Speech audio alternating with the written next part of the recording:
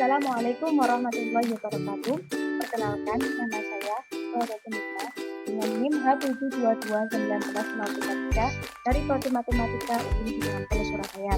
Di sini saya akan menjelaskan salah satu materi dari filsafat matematika, yaitu mengenai epistemologi matematika. Pengertian dari epistemologi matematika secara bahasa, epistemologi berasal dari bahasa Yunani, yaitu episteme, yang berarti suatu pengetahuan, dan logos yang berarti ilmu, sehingga dapat diartikan bahwa epistemologi adalah suatu ilmu pengetahuan. Pada dasarnya, epistemologi menganalisis tentang filsafat pengetahuan yang berkaitan dengan sumber pengetahuan, penyebab pengetahuan, dan cara kerja pengetahuan. Epistemologi matematika adalah metode yang digunakan untuk mempelajari atau menelaah sampai dengan perolehan pengetahuan matematika yang berkaitan dengan pengetahuan matematika dan menjelaskan aspek-aspek dasar dari pengetahuan matematika seperti ruang, waktu, ukuran, simbolisme, bentuk, pola, dan sifat-sifat matematika. Contoh sederhana dari epistemologi matematika adalah kebenaran dari suatu teorema yang ada. Untuk mengetahui kebenarannya, maka diperlukan suatu pembuktian. Contoh yang lain misalnya, materi tentang menghitung luas dan keliling persegi yang memberikan kesempatan kepada siswa untuk bereksperimen dengan matematika. Ada beberapa benda berbentuk persegi untuk membantu siswa memahami nilai persegi langsung dari percobaan pembuktian.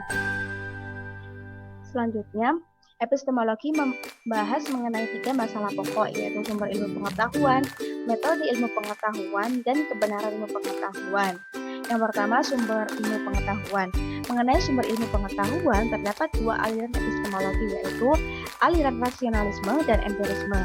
Aliran rasionalisme menekankan akal sebagai sumber pengetahuan, sedangkan aliran empirisme menganggap bahwa sumber utama pengetahuan adalah pengalaman indera manusia.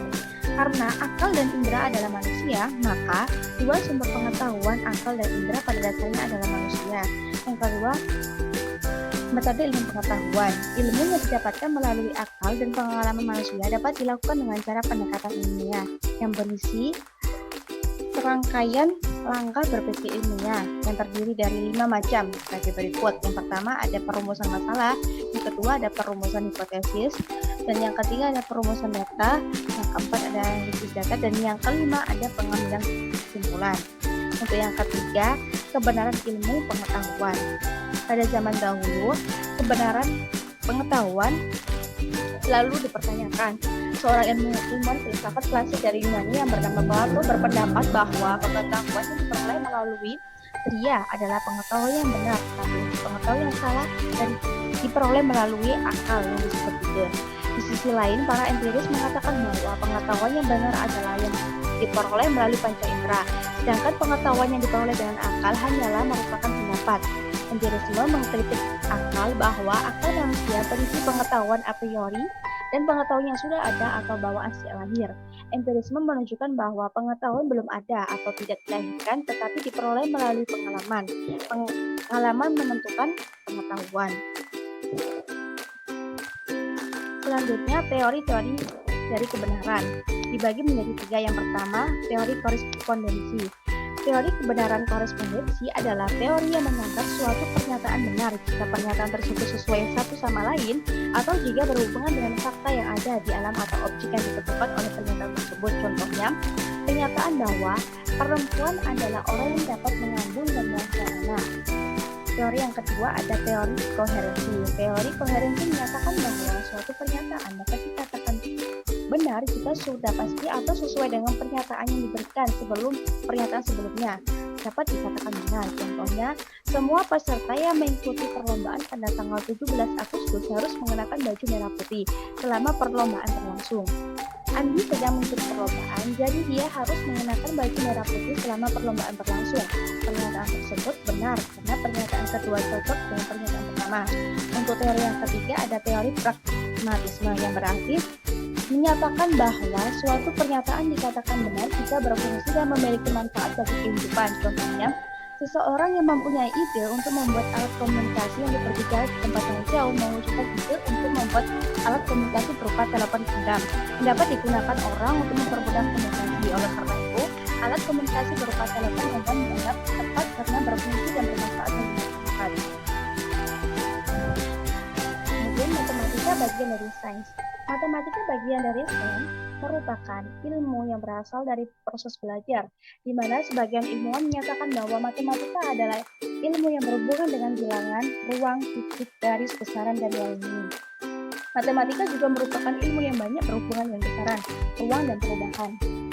Standar kebenaran sains secara umum, definisi standar kebenaran didefinisikan sebagai kesesuaian pikiran dengan kenyataan. Kebenaran juga dapat diartikan sebagai kesesuaian antara apa yang dianggap sebagai kebenaran dan fakta, dan ada tidaknya manfaat bagi kehidupan manusia. Kebenaran itu sendiri terletak pada seberapa baik subjek memahami dan memahami objek yang sedang dibahas. Kemudian, abstraksi dalam matematika. Abstraksi di dalam matematika merupakan bagian untuk memahami esensi konsep matematika, menghilangkan ketergantungan pada objek dunia nyata yang awalnya mungkin saling terkait dan menggeneralisasikannya sehingga memiliki kegunaan yang lebih luas atau bagian dari mencoba mencocokkan penjelasan abstrak lain dari fenomena yang sekarang. Yang kedua, banyak bidang matematika yang dimulai dengan mempelajari masalah nyata sebelum mengidentifikasi aturan dan konsep dan merumuskannya sebagai struktur abstrak.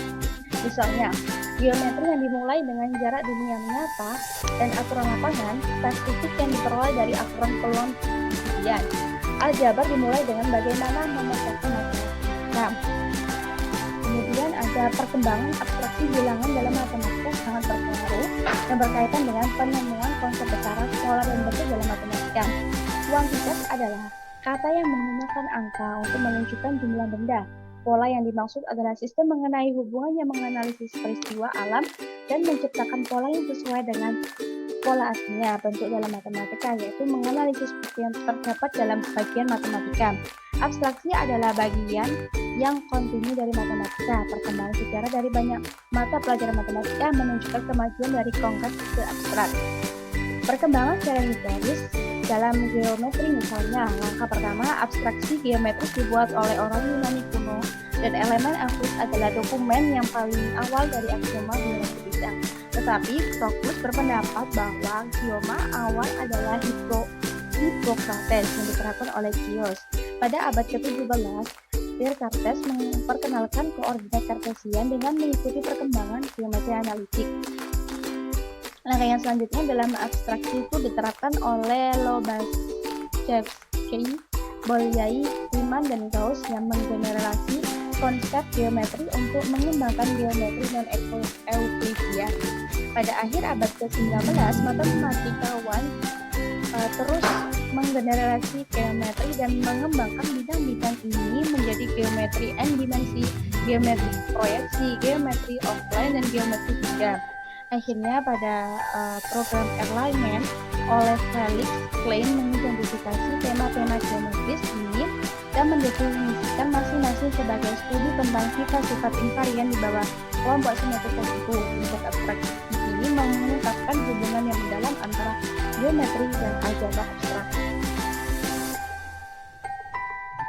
Sekian penjelasan dari saya mengenai materi filsafat matematika. Kurang lebihnya mohon maaf. Wassalamualaikum warahmatullahi wabarakatuh.